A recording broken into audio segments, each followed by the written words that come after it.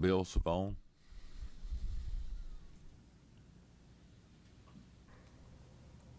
Good morning, Senator. Good morning. Bill Cervone, State Attorney in Gainesville for the Florida Prosecuting Attorneys Association.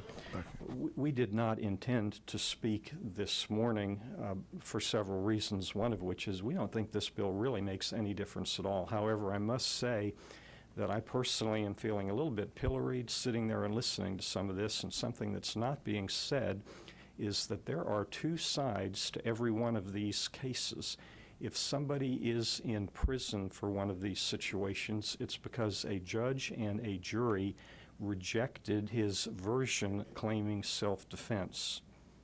And I think it's very important for all of you to note that you are hearing only from folks who are on one side of this, and when we are intaking these cases and deciding to make decisions about prosecution, we are also looking at the other side of it and making very difficult judgments that the law has always placed in our hands and then ultimately in the hands of a judge and a jury to resolve those factual disputes. Bill, I think this bill speaks loudly to the state attorneys, to the State Attorney Association, that this legislature will not put up with folks that are using their lawful right to display a gun or to fire a warning shot, because I know of cases that that happened locally that I feel like there needed to be a bill like this to keep a person that's 74 years old, retired from Division of Forestry, that just had his shotgun displayed when a guy was throwing his daughter and grandchild's stuff out of a trailer, and that guy wound up having to get 18 months probation.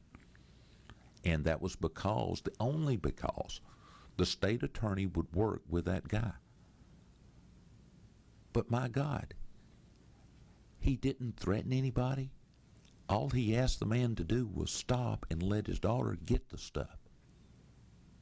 May I respond? Sure. Senator, I have no idea what that case is all about. But I do. All I can And that's the reason for this bill. Senator, if the legislature is concerned with these ag assaults, take them out of the 1020 life altogether, if that's what the real concern is here. Well, I think this bill does that.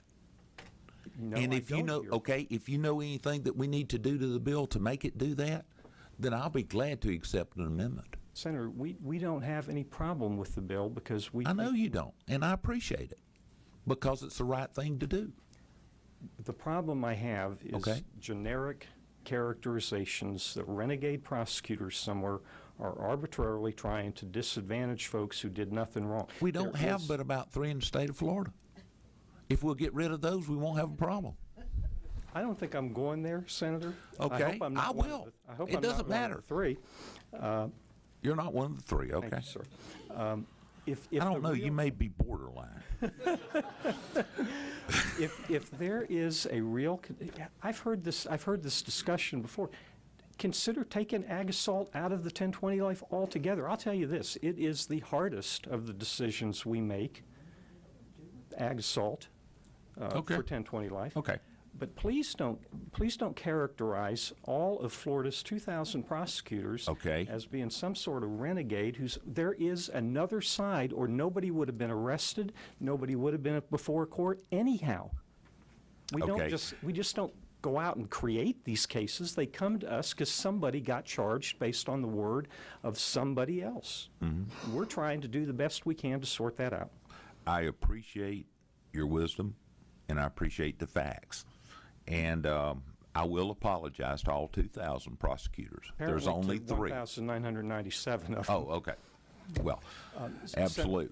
The last thing I want to say is this. We are open to look at, I'm talking about those of us who are here with you guys all the time. I understand. Give me a case number, give me a county, don't give me anecdotal stuff. You obviously know a specific case. I have no idea what it is.